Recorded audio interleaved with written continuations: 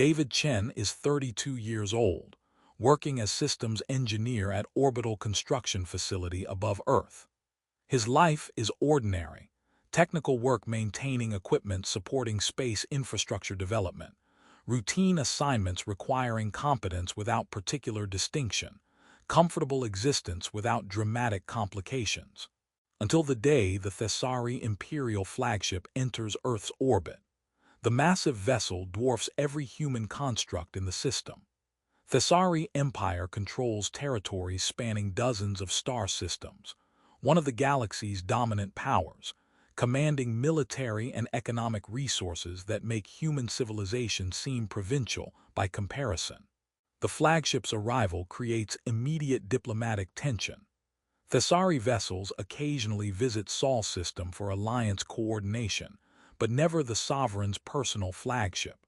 Never with full ceremonial escort suggesting official state visit rather than routine diplomatic consultation. Earth's governments scramble to understand what prompted unexpected imperial visit. Alliance protocols are activated. Senior diplomatic personnel mobilized to receive whatever Thessari delegation the flagship has brought. Then David receives communication that transforms confusion into personal crisis. Official summons, sealed with Thessari Imperial authority, directing him, specifically him, David Chen, ordinary systems engineer with no diplomatic standing or political significance, to present himself aboard the flagship for audience with Empress Seraphina herself. David stares at the summons in complete disbelief. Why would Thessari Empress personally summon unknown human engineer? He has no connection to Thessari government. He's never been involved in alliance diplomatic matters. His only contact with Thessari civilization was. The memory hits him with force of physical impact. 23 years ago, age 9, his family was assigned to frontier colony world where human and Thessari settlements existed in close proximity due to territorial agreements about border region development. There was Thessari girl, same approximate age, daughter of some Thessari official whose position David's childhood self didn't understand or care about. They played together despite cultural differences, children finding connection that adult political frameworks complicated. Her name was Seraphina. One evening, sitting under unfamiliar constellations that frontier colony world provided, they made childhood vow, whispered promise that they would stand beside each other forever. That no matter what happened, they would remain connected. When we were children, it was nothing more than promise whispered under alien stars. They laughed about the dramatic declaration, swore eternal friendship with absolute conviction that 9-year-olds bring to commitments they don't understand the weight of. Then she left. Her family's assignment to the frontier colony concluded. David's family remained another 2 years before transferring back to Earth. The childhood friendship ended as such relationships typically do. Natural conclusion when circumstances separate people, without ongoing contact maintaining connection. Years passed. David grew up, pursued education, built career. The frontier colony friendship became distant memory, pleasant childhood experience without ongoing significance to his adult life. He never followed Thessari political developments, never paid attention to which officials held which positions in their governmental hierarchy. The girl he'd played with as child, he assumed she'd built whatever life Thessari culture and her family's circumstances directed, completely separate from his human existence. He thought she had forgotten the childhood vow. He'd certainly relegated it to category of innocent childhood promises that don't survive into adult reality. Until the day her flagship entered Earth's orbit, and royal summons carried his name. David contacts Alliance Diplomatic Corps, hoping for clarification about why Thessari Empress is summoning random engineer to Imperial flagship. Ambassador Marcus Webb handles the inquiry with barely concealed alarm. Engineer Chen, we're trying to understand the summons ourselves. Thessari Imperial communications don't explain why Her Imperial Majesty is requesting your presence. Do you have any connection to Thessari government that would explain sovereign-level attention to alliance civilian with no diplomatic standing? I knew her as a child, David explains, still processing the impossible connection. 23 years ago, on Frontier Colony World. We were 9 years old. We played together for 6 months before her family transferred elsewhere. We made childhood vow about standing beside each other forever. Then we lost contact, and I never saw her again. Webb is silent for several seconds processing this information. You're telling me that Thessari Empress, ruler of territories spanning dozens of star systems, commanding one of galaxy's most powerful civilizations, is your childhood friend, and you made some kind of binding vow together when you were 9 years old. It wasn't binding vow, David protests. It was childhood promise made by 9-year-olds who didn't understand what they were saying. Kids make dramatic declarations all the time without creating actual obligations. I never imagined she'd become Empress, and I certainly never thought childhood friendship would have ongoing significance decades later. But apparently she imagined it differently, Webb observes. Or she's honoring childhood promise for reasons we don't yet understand. Either way, Thessari Empress has entered Earth's orbit with her personal flagship specifically to summon you to Imperial audience. That's not casual diplomatic gesture. That's sovereign-making statement about connection she considers significant enough to justify unprecedented official visit. What do I do? David asks. Do I refuse the summons? Do I explain that childhood vow was innocent promise without ongoing validity? Do I just comply and hope this is brief meeting, where she acknowledges old friendship before returning to imperial responsibilities? You comply, Webb states firmly. Refusing summons from visiting sovereign, that creates diplomatic incident affecting entire alliance relationship. Whatever childhood connection she's honoring, you respond with appropriate respect and let her explain why promise made 23 years ago matters enough to bring Imperial flagship to Earth orbit. David is transported to the flagship by diplomatic shuttle. The vessel's scale is overwhelming. Interior spaces designed to demonstrate imperial power through architectural grandeur. Ceremonial guards positioned throughout corridors. Nobles and officials moving with practiced choreography that communicates Thessari governmental sophistication. He's escorted to private audience chamber. Not throne room. This meeting is personal rather than formal state proceeding, but still elaborate enough to communicate sovereign authority through environmental design. Empress Seraphina enters, and David's childhood memories collide with present reality. She's obviously the same person. Thessari features he remembers from childhood, though matured through 23 years of development. But she's also completely transformed, bearing sovereign authority with practiced ease, chromatic patterns showing controlled colors appropriate for official capacity, presence that commands attention through cultivated power rather than through childhood personality. She looks at David with expression mixing recognition and something that might be relief. David Chen, 23 years. I've been watching for moment when circumstances would allow me to honor childhood vow we made. That moment has finally arrived. David executes appropriate bow, diplomatic protocol Webb hastily briefed him on during shuttle transport. Your Imperial Majesty, I'm honored by your summons, though I confess confusion about why childhood friendship warrants sovereign attention after 23 years of separation. The friendship wasn't casual, Seraphina responds, and the vow we made wasn't innocent childhood promise without ongoing significance. In Thessari culture, vows exchanged between children, especially vows about standing beside each other forever, those create binding obligations that don't expire just because participants grow up and circumstances separate them. But we were 9 years old, David protests. We didn't understand what we were promising. We were just kids making dramatic declarations about eternal friendship without comprehending that such commitments might have actual lasting meaning. In Thessari culture, Childhood vows are considered especially binding precisely because they're made without political calculation, Seraphina explains. Adult promises are suspect. They might be strategic rather than genuine. But commitments made by children, those are assumed to reflect authentic connection rather than calculated benefit. The fact that we were 9 makes the vow more significant, not less. I didn't know Thessari culture treats childhood promises as binding, David says with growing alarm. I thought we were making casual friendship commitment that would naturally end when circumstances separated us. I never imagined it would create ongoing obligation, lasting into adult life.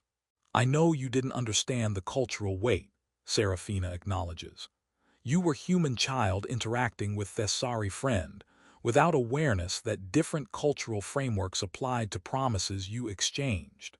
But my culture treats the vow as binding regardless of whether you understood its significance when making it. What does binding mean practically? David asks. What obligations does childhood vow create that bring you to Earth orbit with Imperial flagship to summon engineer you knew briefly as child?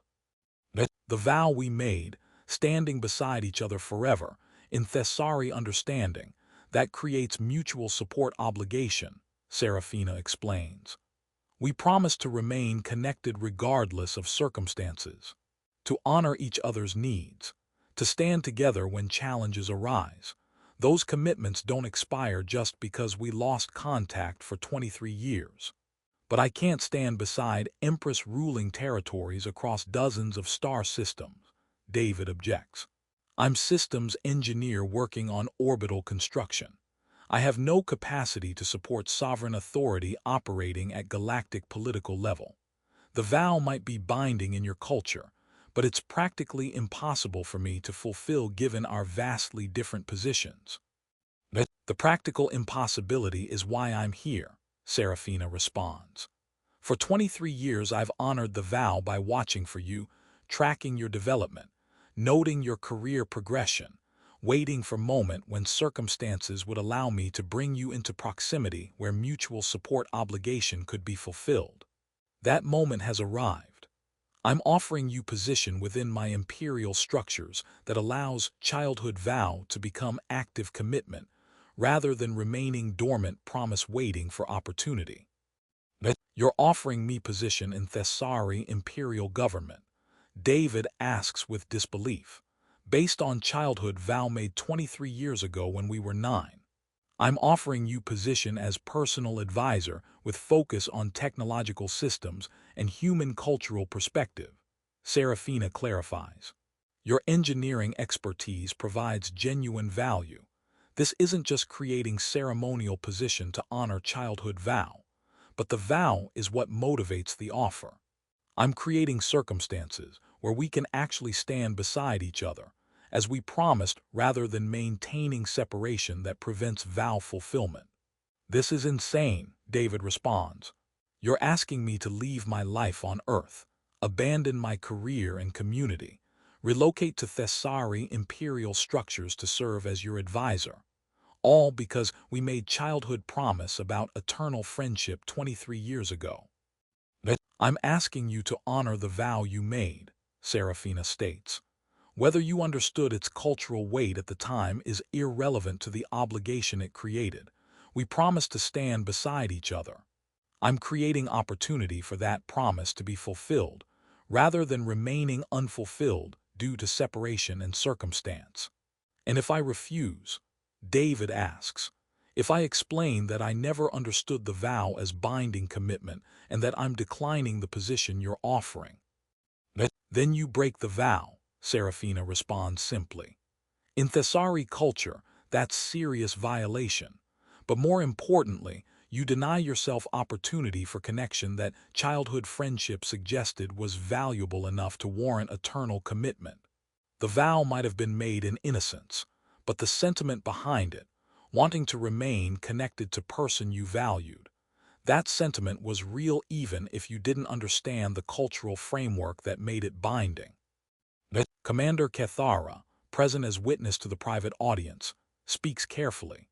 Your Imperial Majesty, with respect, conscripting human civilian into imperial service based on childhood vow he didn't understand the significance of. That creates diplomatic complications with alliance governments and ethical questions about honoring commitments made without informed consent. I'm not conscripting him, Seraphina clarifies. I'm offering position he can accept or refuse. The cultural obligation exists whether he accepts the offer or not. But I'm creating genuine opportunity rather than just invoking vow to compel service. He doesn't want to provide. She addresses David. The position I'm offering is real advisory role with genuine responsibilities.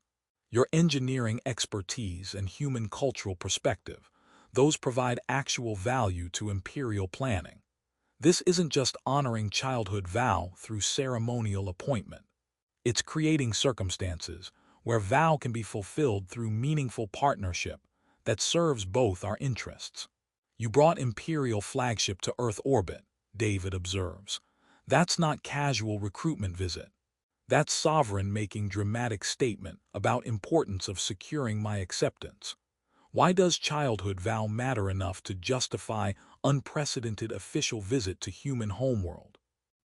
Because vows matter, Seraphina responds with quiet intensity.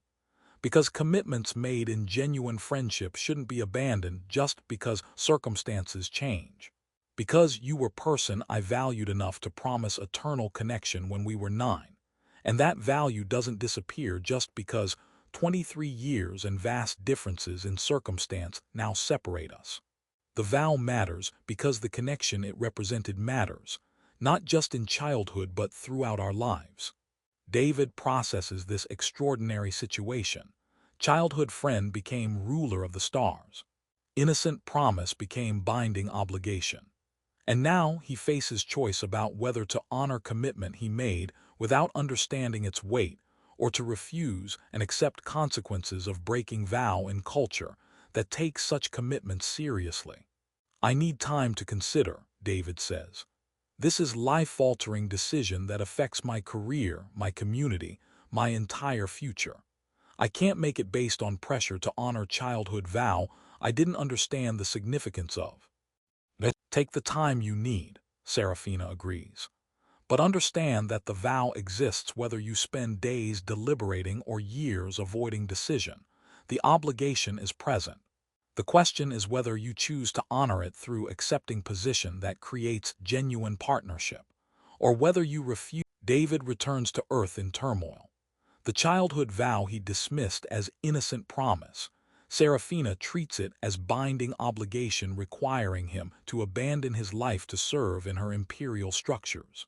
He consults with Alliance Diplomatic Corps about the situation. Ambassador Webb provides analysis. In Thessari culture, childhood vows are indeed treated as binding commitments. The cultural framework assumes that promises made without political calculation reflect genuine connection worth preserving. Empress Seraphina isn't inventing obligation. She's applying legitimate cultural understanding to commitment you actually made, even if you didn't realize its significance at the time. But I was 9 years old, David protests again. Surely there's cultural understanding that children can't make binding lifelong commitments without informed consent about what they're agreeing to.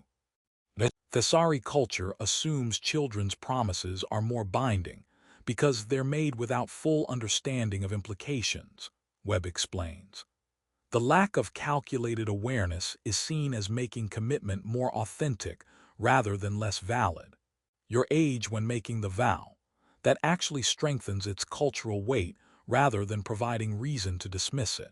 So I'm actually bound by childhood promise to serve Empress I knew briefly as 9-year-old. David asks with frustration.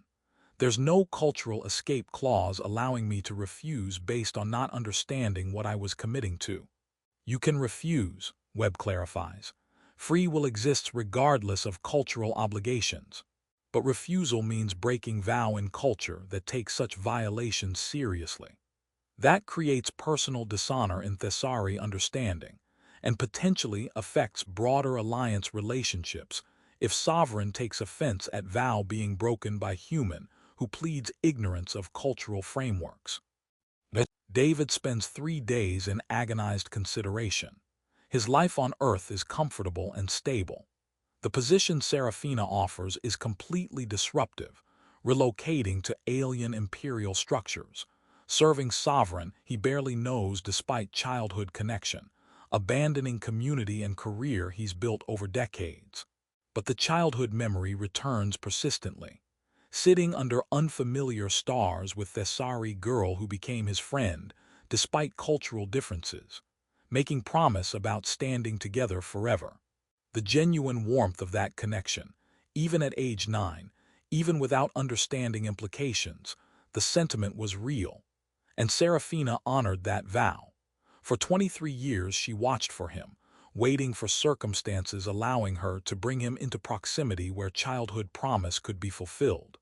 That dedication to commitment made in childhood innocence, that demonstrates the vow, meant something profound to her regardless of how casually he treated it. He makes his decision, returns to the flagship to deliver his answer in person. "I accept the position," he tells Seraphina, "not because cultural obligation compels me, not because refusing would create diplomatic complications, but because you honored childhood vow for 23 years while I forgot about it. That dedication deserves reciprocation through accepting opportunity you've created for us to actually stand beside each other as we promised." Seraphina shows visible relief, chromatic patterns shifting to colors indicating profound satisfaction. "Thank you. Your acceptance means more than just fulfilling cultural obligation. It means you recognize that childhood connection was worth preserving despite all the years and circumstances that separated us." "I remember you," David says, "not just as childhood friend, but as person I valued enough to promise eternal connection even at age 9.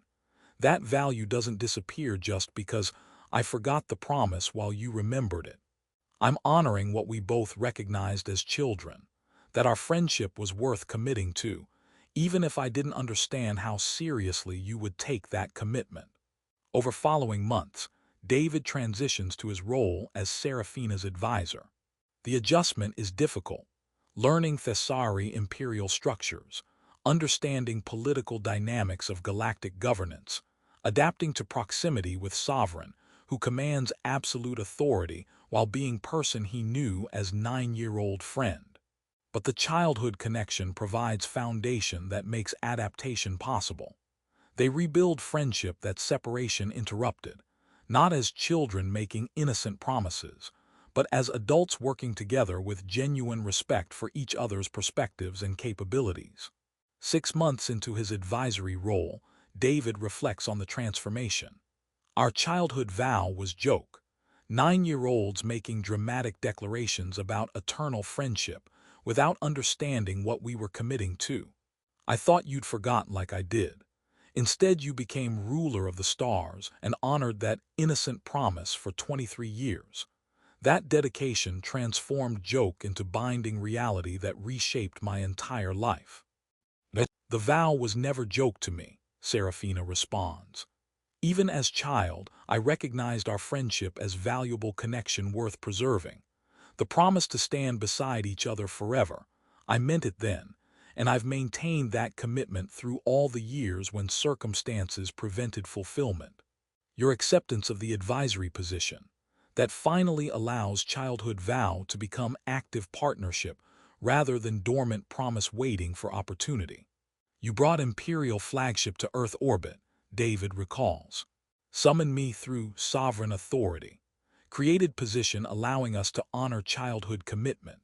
That's extraordinary effort to preserve promise made by 9-year-olds under frontier colony stars. Because commitments made in genuine connection deserve preservation," Seraphina states. "We recognize something valuable in each other as children. That value didn't disappear when circumstances separated us. It waited for opportunity to be fulfilled through adult partnership that honors what we promised without fully understanding. The childhood vow became binding reality because the connection it represented was always real. We just needed time and circumstances to create context where promise could be actively lived rather than just passively remembered. 1 year after accepting the advisory position, David has fully integrated into Seraphina's imperial structures. The partnership they've built combines professional cooperation with renewed personal friendship, working relationship that fulfills childhood vow while serving genuine governmental purposes. During private conversation marking anniversary of his acceptance, Seraphina addresses how childhood promise shaped their adult relationship. When I became Empress, everyone around me formed connections based on political calculation. Nobles seeking favor, officials wanting advancement, diplomats pursuing alliance benefits. You're only person in my life whose connection predates my sovereign authority. Our friendship was formed when we were just children without power or position. The vow we made then, that promise is only relationship I have that wasn't created through political framework. That's why the childhood vow mattered so much, David realizes. Not just because Thessari culture treats such promises as binding, but because you needed connection based on genuine friendship rather than political calculation. The 9-year-old who promised to stand beside you forever. That person had no idea you'd become Empress and couldn't be forming friendship to gain advantage. Exactly, Seraphina confirms.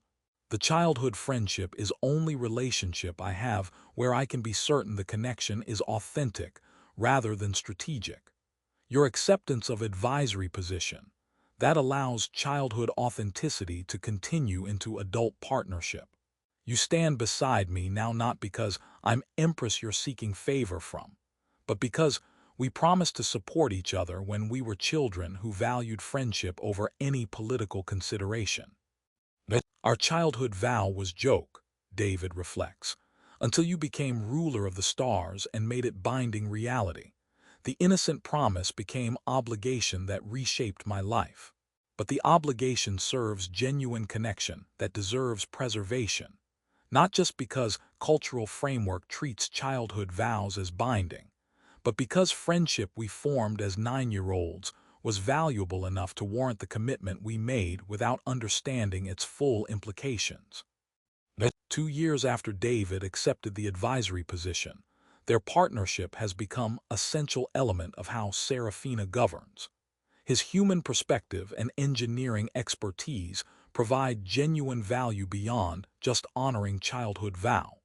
The connection they rebuilt from childhood friendship has developed into relationship combining personal trust with professional effectiveness. During formal governmental reception, Lord Vethros, who initially objected to conscripting human civilian based on childhood vow, acknowledges the partnership's value. When Her Imperial Majesty first brought Imperial flagship to Earth orbit to summon childhood friend to advisory service, many of us questioned whether honoring 9-year-old's promise was appropriate basis for governmental appointment. But advisor Chen has proven that childhood vow was recognizing genuine compatibility that serves imperial interests alongside personal connection.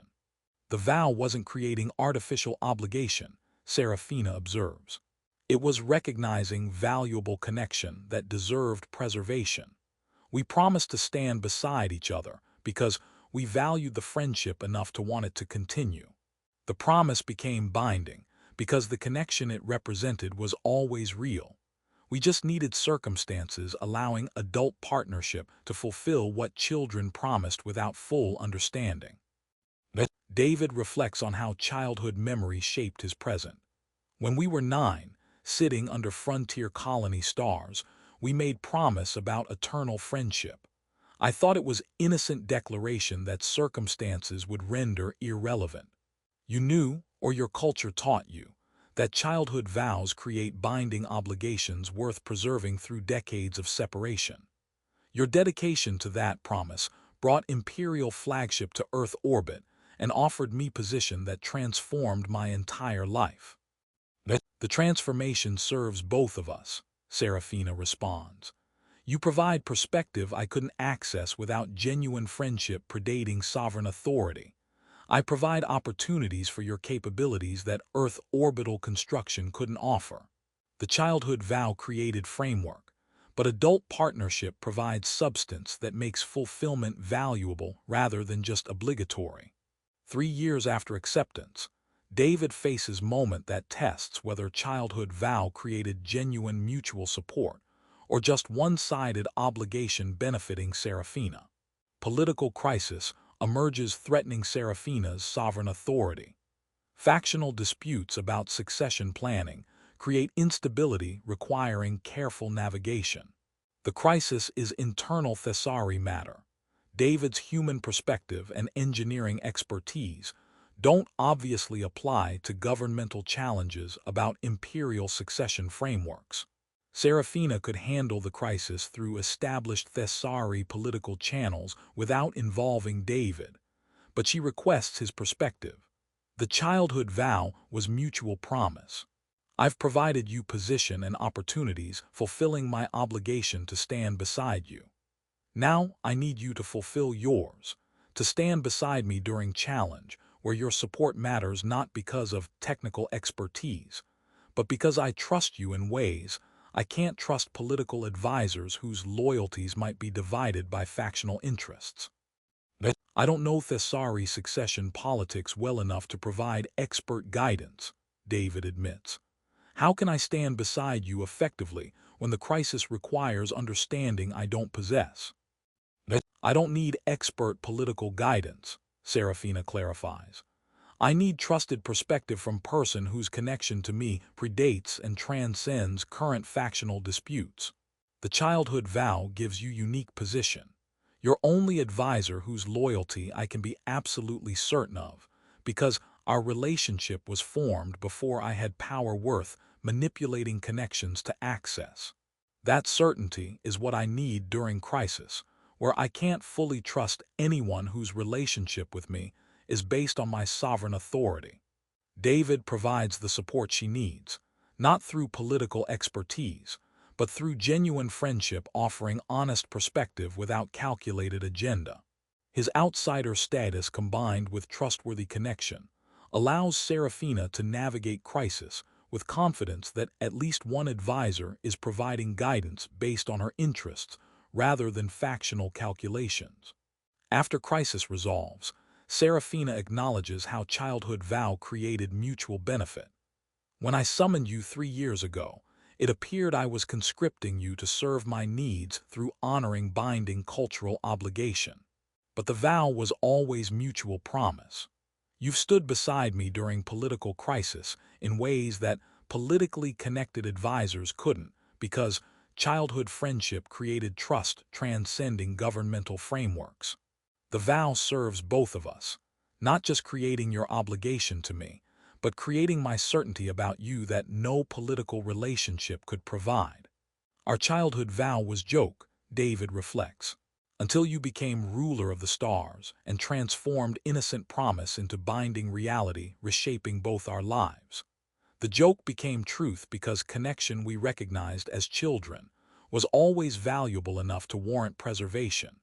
We just needed time and circumstances, creating context, where promise could be actively fulfilled, rather than remaining distant memory of frontier colony friendship. The vow matters because the friendship mattered, Seraphina agrees. We promised to stand beside each other forever because even at 9 years old, we recognized connection worth committing to. The promise seemed innocent because we didn't understand its implications. But the sentiment was authentic. We valued each other enough to want eternal friendship. That authentic childhood recognition became binding adult reality because circumstances allowed us to honor what we promised without fully comprehending the weight of commitment we were making. 5 years after David's acceptance of the advisory position, they sit together watching stars from observation deck of Seraphina's flagship, visual echo of sitting under frontier colony constellations, as children making promises they didn't fully understand. When we made the vow, David says, we were just kids wanting friendship to continue. We didn't imagine you'd become Empress. Didn't understand promise would create binding obligation. Didn't anticipate that innocent declaration would reshape my life decades later when your flagship entered Earth orbit. But we understood that connection was valuable, Seraphina responds. We recognized friendship worth preserving through commitment to stand beside each other. The understanding was incomplete. The implications were beyond our comprehension, but the core recognition that our connection mattered enough to warrant promise, that was always true. The vow became binding reality because what it represented was always real, just waiting for circumstances allowing fulfillment. Childhood promises becoming adult obligations, David reflects. Innocent vows transforming into binding commitments. The girl who made promise about eternal friendship becoming ruler of the stars, and honoring that promise through bringing Imperial flagship to summon the boy who made it with her. Our childhood vow was joke until you made it reality.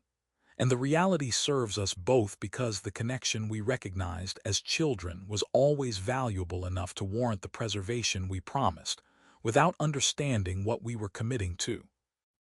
Our childhood vow was a joke, until she became ruler of the stars. We laughed. We swore to stand beside each other forever. Then she left. Years passed. Empires shifted.